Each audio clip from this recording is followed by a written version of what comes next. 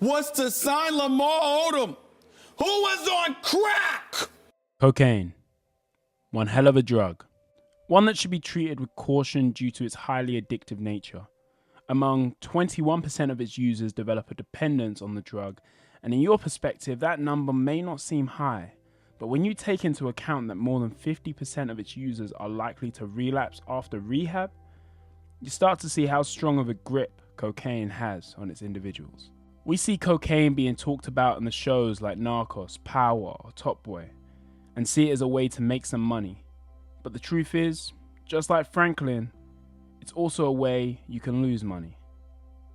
As romanticized as the drug game may seem on TV, the harsh reality is, coke creeps its way onto our streets and ruins lives. No matter who you are, addiction can catch you.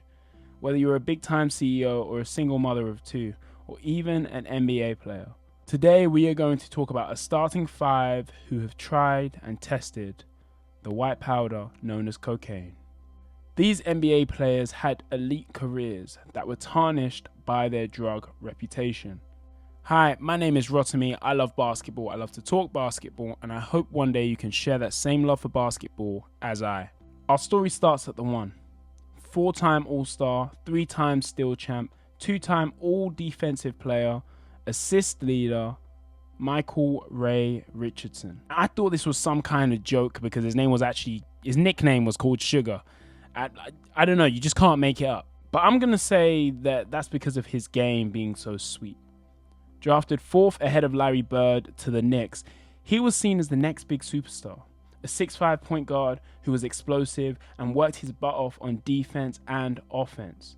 In his second year in the league, he would show a lot of promise. He would lead the league in assists and steals under the limelight of New York City, the mecca of basketball. This allowed him to make his first All-Star team, which he would continue to do for 2 more years, and that's when it started to go wrong. He would start to get deep into the nightlife. Although he was the star of the team, the Knicks' new coach, Hubie Brown, grew impatient with his lack of focus, and they decided they got to trade him. He eventually landed in Golden State, but this didn't last too long because his drug addiction became more prevalent.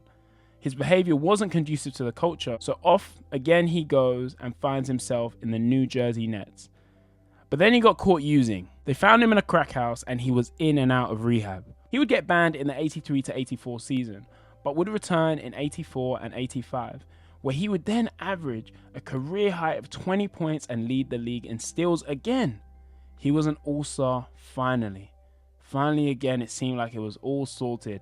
But then he would get caught using again and again, and that was 3 strikes and he was out. He was banned from the NBA, a 4-time All-Star, 3-time steals leader, and a 2-time All-Defensive player was gone just like that. This might be the most decorated player ever in the NBA to get banned for life.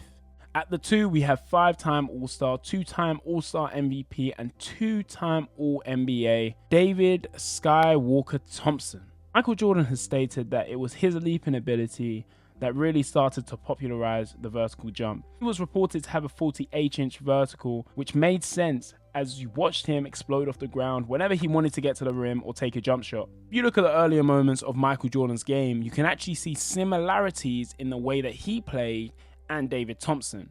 As a rookie in the ABA, he would average 26 points and shoot 51% from the field, and many could argue he was the best player in the league. He mentioned that his first encounter with cocaine was only to help him get through the 100 games that he played in that first season. During his 9 years in the league, one moment stands tall above the rest, and that was his 73-point game in 1978. This was all done without a 3-point line. Nikola Jokic may be Denver's hero of today, but before that, Skywalker Thompson was that guy. It was an injury though that got him. He had torn a heel ligament, so with nothing else to do, he turned to drugs. And this became a daily habit. The Nuggets found out, and as it wasn't public news, all they asked him to do was quit the coke, write a letter, and give some of his contract money back. His injuries would then return though, and he would become inconsistent. Kiki Vandeweghe was a new addition to the team, and so it was time for the team to trade him. That was when the drugs would get the best of him, and after being at the Sonics for 1 year, he actually asked them to help him and place him into rehab. After going into rehab though, he would get back onto the court, but it was because of a nightclub fight that he was involved with that led him to fall down the stairs and I believe tear MCLs and ACLs in his knees, which caused him the rest of his career and ended his career. It's just a surprise that he was the player MJ modeled most of his game after, and we never got to see what he could have been because of the cocaine. Hi guys, I can see that you like this video. Please just drop a subscribe down below. That would be amazing for me. Keeps helping me push out the content. But anyway, I'll let you continue. Keep watching. At the 3, we have a 4-time All-Star, 4-time All-NBA, and former scoring champ in Bernard King. Bernard King was a 22.5 per game scorer with a 16-year career, and at a glance, it seemed like nothing went wrong. However, from the moment that he got into the league after his rookie season averaging 24 points and 10 rebounds, during his sophomore season, the police would find him asleep at the wheel, drunk and in possession of cocaine. It was only 2 years in and he had a serious problem. No one had expected this, although he had previous issues in college with alcohol and marijuana, being arrested 6 times. So in this new contract, there was actually a clause that gave him a bonus if he managed to stay out of trouble. And that wasn't enough to stop him. They had hope after seeing his rookie year go well, and they were just in shock again that he was arrested. His use habits were so bad they almost led New Jersey head coach Kevin Loughery towards quitting. It would have actually led to Phil Jackson becoming head coach, and that could have changed the whole course of NBA history. His substance abuse, along with his injuries, meant that he had to move from team to team. Once he landed to the New York Knicks though, he would find his footing. Leading the league in scoring one year, averaging 30, and under the bright lights, he would have All-Star and All-NBA appearances. This is a player that once went toe-to-toe with Dr. J. However, his reputation off the court tarnished his career. He never even got a chance to fight for a championship again. And at the age of 34, he was averaging 28 points, 5 rebounds, and 5 assists before a career-ending knee injury. Traditionally, this player would be a 6th man, but I want to put him at the 4.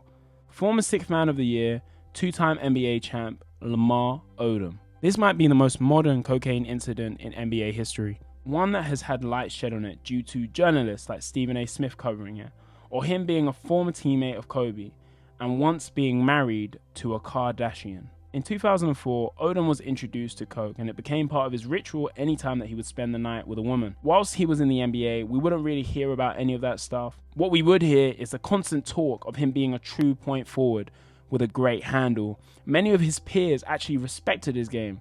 It was enough for him to land a place on Kobe's team in a blockbuster Shaq trade. Being a prominent member of the Lakers' Big Three, there was pressure on him and he delivered.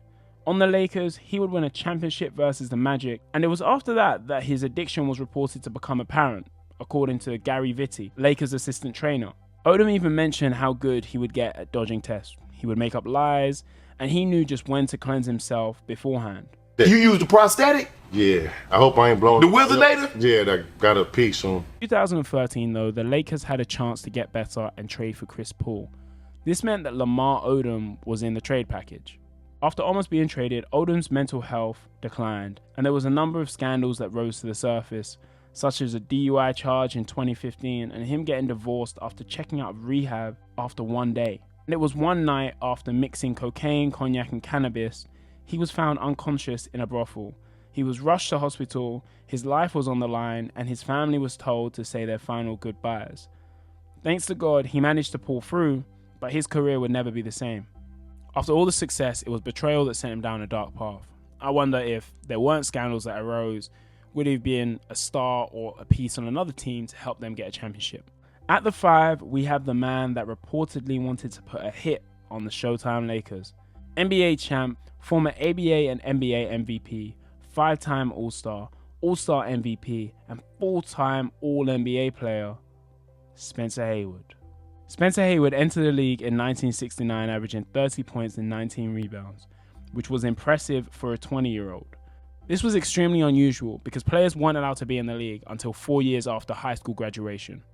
But Spencer Haywood found a loophole in this system, and in 1971 he took the NBA to court and he won. But there was a period of time that he sat and he missed games, which led to many mental health hits. Not only was missing games affecting him, but interactions with the fans went from vocal attacks to throwing bottles at him during games. He explains that this experience traumatized him. This is what most likely led to his cocaine use. He would still remain as an elite rebounder, and although we saw a dip in his numbers, he was still good enough for the Showtime Lakers to see his worth on the team. But Spencer Haywood was too far gone. He was a high mess. The team was breaking down with him on the court. He wasn't doing what he needed to, and no one could hold him accountable. He wasn't in shape, and he wasn't focused on winning. He went from starter to the bench, and eventually, the Lakers held a vote in the locker room during the playoffs for him to get off the team. It was then, whilst he was at home watching the Lakers succeed, that he was thinking about potentially putting a hit on the Lakers. What people don't know is Spencer Haywood is the reason that we have one and done players on the court, and he's also the reason that we got to see people like Kobe and LeBron leave directly from high school to grace the NBA floors. It's just sad that something like cocaine ruined his life, his career, and his legacy. And there we have it, an all-time starting five that would rival most teams in the league today, especially the Detroit Pistons. One commonality between all of these stories isn't just about how cocaine ruined their life, but their poor mental health and the pressure that they put on themselves that led to the heavy use of cocaine. Many times we place an importance on the on-court activities and ignore the off-court issues that players are also faced with. How players deal with things off the court are just as important. Considering that 3 of these players managed to be Hall of Famers, I wonder how great their careers would have been without cocaine. But stay safe, people, because as I mentioned, Cocaine is a hell of a drug.